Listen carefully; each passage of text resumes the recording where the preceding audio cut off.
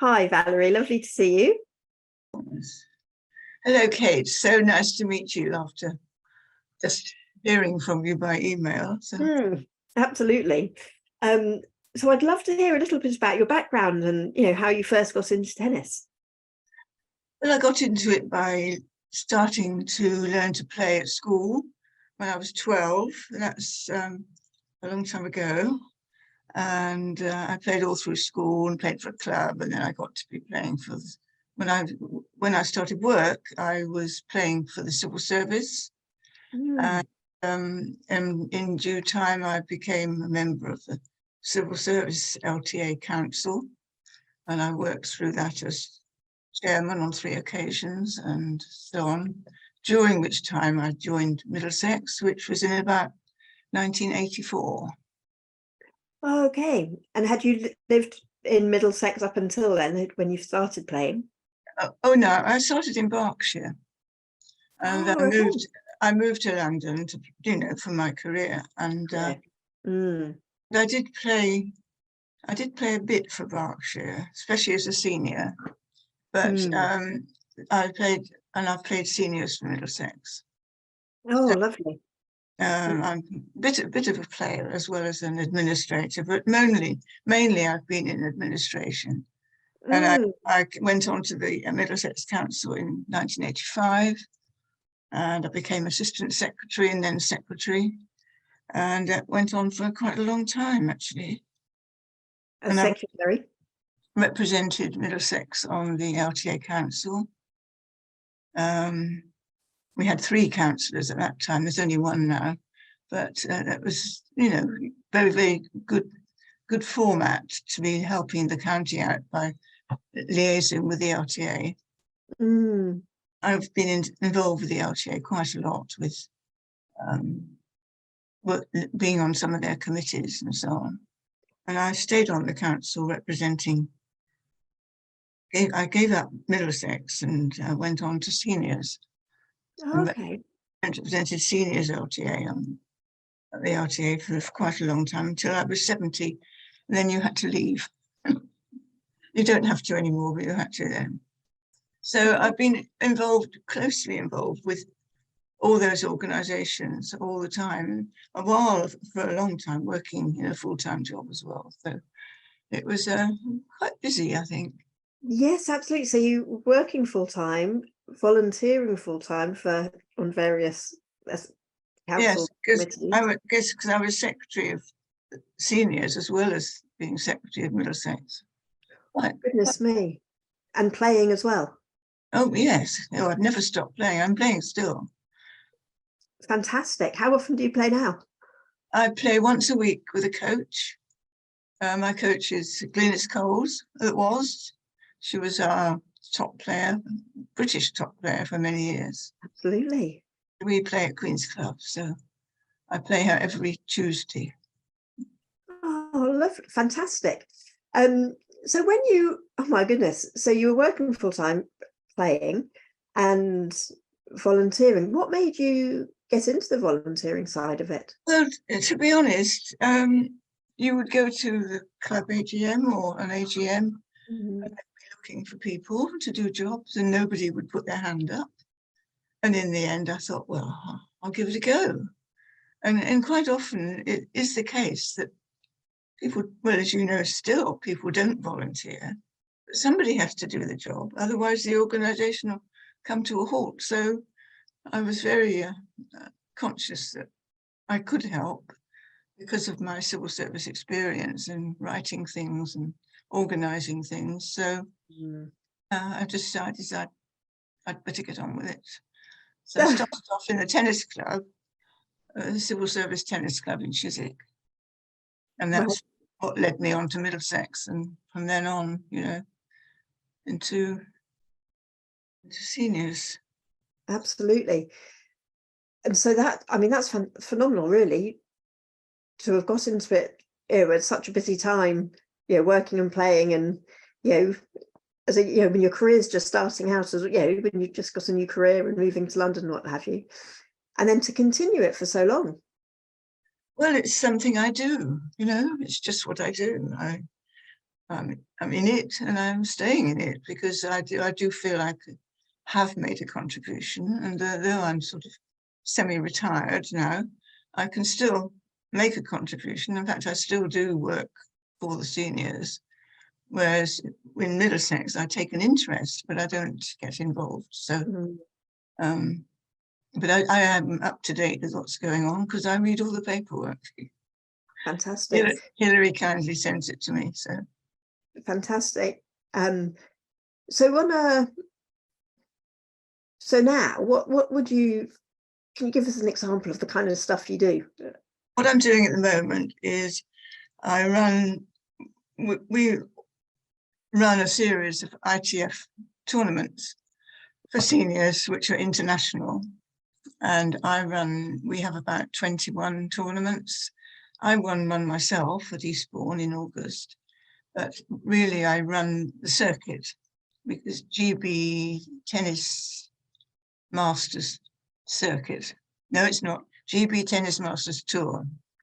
And we work to the ITF on that, but I get a lot of help from the LTA competitions department as well.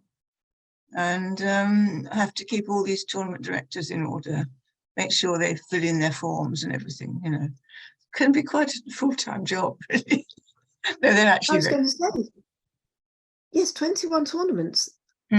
Yeah. And so that's, I mean, there are 12 months in the year. Yes, there are, of course, a lot of them in the summer, but we have a few indoor ones in the winter as well. They're all over the country. Not as much as we would like in the north, obviously, because we're still looking for people to come forward to run tournaments, but it's quite a full calendar. It sounds it, yeah. And what would you, I mean, I can only imagine there are times when, well, as you said, there's a busier than others in the summer months when there are more tournaments. What do you think what's the most enjoyable or most rewarding part of it, do you find? Well, I think it's seeing it all happen and know that you've actually made a contribution to that. It's like when I have to create a calendar of all these tournaments. When it's finalized and published, that's great. You know, you've done a reasonable job. I think you're very modest there, yes. But absolutely, I can imagine seeing it in black and white in the print, actually. Yes, that's right. We put it on our website and send it out to whoever wants to see it. And, you know, so that people know what's going on and who to contact to enter and things like that. So it's a useful tool for us. No, it sounds incredibly rewarding. And, well, it doesn't sound like you have any intentions to give up. I don't know about that now. I think I'll be 85 this year. I think it's long enough to have done all this. I hopefully have someone lined up who might well take it on, but if he doesn't, then I'll just keep going for a while. You can't do it forever, and I do find that sometimes I just don't want to do it, you know. I think, oh, I ought to do that today. Oh, well, I'll do it tomorrow. Yes, absolutely. Well, you certainly don't look your age, and I was surprised the first That's kind of you. Well, you don't, when you said the first a moment ago, and you have to give up when you were 70. I was slightly confused for a second. So yes, but no, I can imagine it's hard work, and obviously incredibly, well, that's the thing with things, isn't it? Sometimes the bigger the challenge, the more rewarding it is. It's so, and I do feel that when you've introduced, say, a new competition to seniors, or, you know, you've contributed to running a successful tournament, then, well, you're bound to feel quite pleased with yourself at times. Absolutely.